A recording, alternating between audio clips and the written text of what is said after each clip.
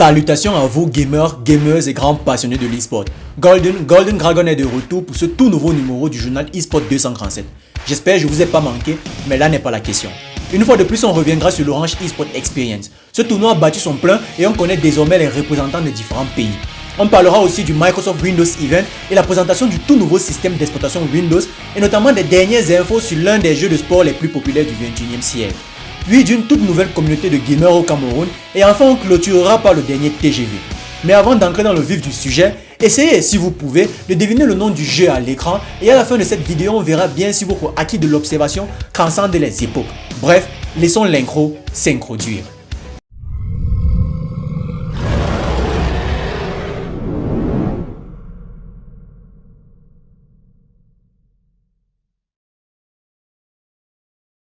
D'entrée de jeu, on va commencer avec ce tournoi d'Orange très attendu sur le triangle national. D'ailleurs, je serais gentil si je disais juste que beaucoup étaient déçus. Parce que c'est si grave qu'au lieu de parler des énièmes masterclass d'HSN ou même de César, ou encore des nouveaux champions comme Armel Lacazette, le champion Slayer du côté de PS 2021, juste pour citer ceux-ci, les gamers à travers le globe qui ont tenu à suivre ce tournoi de très près se sont focalisés tout d'abord sur les récompenses. Mais c'est encore plus triste de savoir que malgré des lots qui n'étaient pas au rendez-vous, beaucoup ont été choqués, moi y compris d'ailleurs, par le nombre total de participants à ce tournoi majeur censé être d'envergure nationale. Et oui, le pire c'est que j'exagère même pas. Il existe aujourd'hui des demi-finalistes qui ont eu comme match d'ouverture une demi-finale, mettant sur le banc de touche des centaines de gamers qui n'ont même pas eu la chance d'assister, ne serait-ce qu'en tant que spectateurs. Au niveau où on en sommes, les gamers auraient souhaité compétir pour le titre de champion du Cameroun, au moins avec les persos principaux. Parce qu'on aurait beau parler, perdre en sachant qu'on s'est battu en donnant le meilleur de nous laisse toujours un arrière-goût presque comparable à celui du dernier bout d'un pain chargé. Mais non, au lieu de ça, beaucoup se sont déplacés de très loin pour se voir jouer à des jeux sans DLC ou mise à jour, proposant au détriment du spectacle des prestations qui ne sont que l'ombre d'elles-mêmes.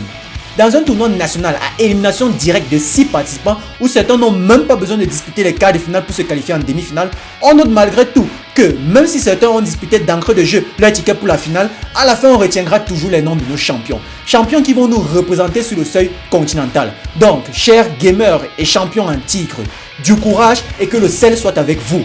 La grande famille des gamers camerounais locaux ou internationaux sont derrière vous. Montrez à l'Afrique le goût du bon bouillon pimenté. The Windows of Tomorrow, the windows that bring you closer to the things you love.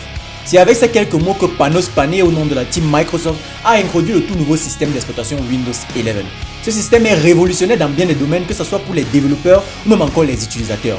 Même si l'utilisation d'émulateurs s'avère dorénavant inutile avec l'arrivée des applis Android, ce qui nous intéresse en particulier ce sont les nouvelles expériences dans les jeux vidéo proposés par Windows. Oui, beaucoup de fonctionnalités présentes sur les consoles 9e génération de Microsoft ont été reprises sur ce OS, notamment l'auto HDR pour améliorer sans effort de la part des créateurs ou du joueur le rendu graphique des jeux comme Age of Empires, Rocket League pour ne citer que ceci. L'Xbox Game Pass est aussi présente avec un vaste choix de jeux qui ont pour seul objectif de nous donner l'embarras du choix. Les nouveautés, c'est pas ce qui manque dans ce système, que ce soit sur le bureau, les onglets, fenêtres, gestionnaire de tâches, store, clavier, navigateur et j'en passe. Le but est de faire de cette plateforme le berceau des prochaines plateformes et ce en laissant une liberté d'expression chez l'utilisateur jamais vue auparavant. Windows 11 nous montre clairement que ses ambitions sont grandes. Welcome to Windows 11.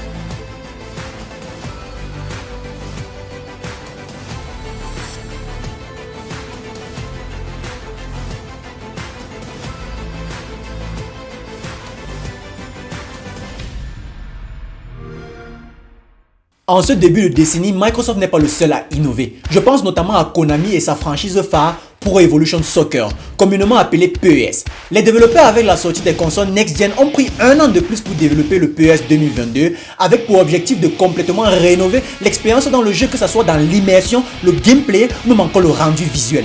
L'Unreal Engine, le nouveau moteur utilisé pour le développement des prochains opus de ce jeu de simulation de football, est bien sûr pour quelque chose. Avant le 21 juillet, date des prochaines infos concernant le prochain PES, une version bêta online a fait son apparition, donnant aux gamers une idée du travail abattu sur ce jeu.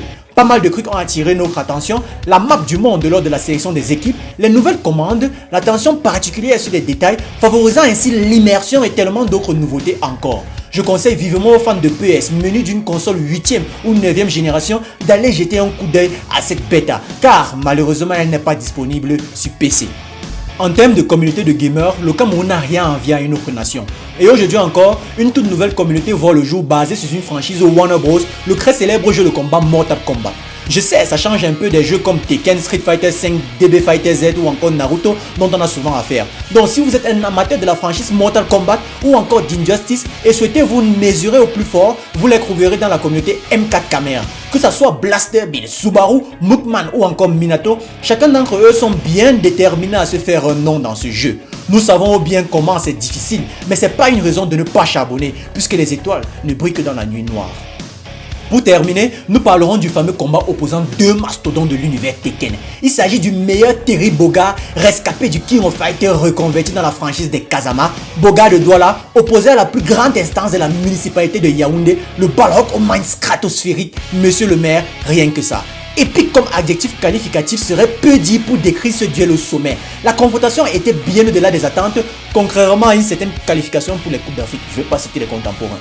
Bogard qui a mené la danse durant tout le FT pour finalement se laisser rattraper par un maire dont la signature d'une certaine procuration ne figurait pas encore dans son agenda. Monsieur le maire qui fait un combat utopique, chamboulant complètement toutes les prédictions faites sur l'issue du match. C'était ouf, souffle retenu, suspense jusqu'au bout, balle de match, sueur froide. Tout était bon pour décrire les dernières secondes qu'on a vécues dans ce TGV.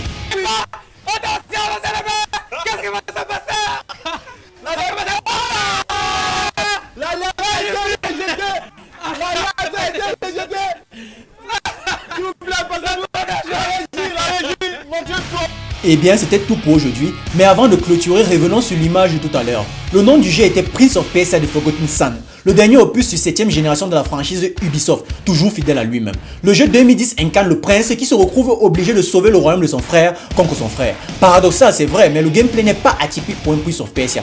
Acrobatie qui allie réalisme et fantasy, énigmes et pouvoirs permettant soit de remonter le temps ou même solidifier l'eau, seront des atouts essentiels au prince pour vaincre la fameuse armée de Salomon. Un jeu de plateforme hack and slash disponible sur les consoles que ce soit portable ou de salon 7ème génération de Microsoft, Nintendo ou Sony, sans oublier les téléphones mobiles. Il plaira certainement à plus d'un et rassurez-vous, c'est pas aussi difficile que des Chukrones. Pour ceux qui savent de quoi je parle, n'hésitez pas à jeter un coup d'œil. Nous sommes arrivés à la fin de ce numéro du JT Sport et on se dit à la prochaine. Mais avant ça, n'hésitez pas à vous abonner, liker si vous avez aimé, commenter si vous avez des retours et n'oubliez pas, c'est pas parce qu'un tas de merde est entouré de mouches qu'il est forcément populaire. C'était la team TGH Legend et son correspondant depuis Winrook, Goldunji. Ciao.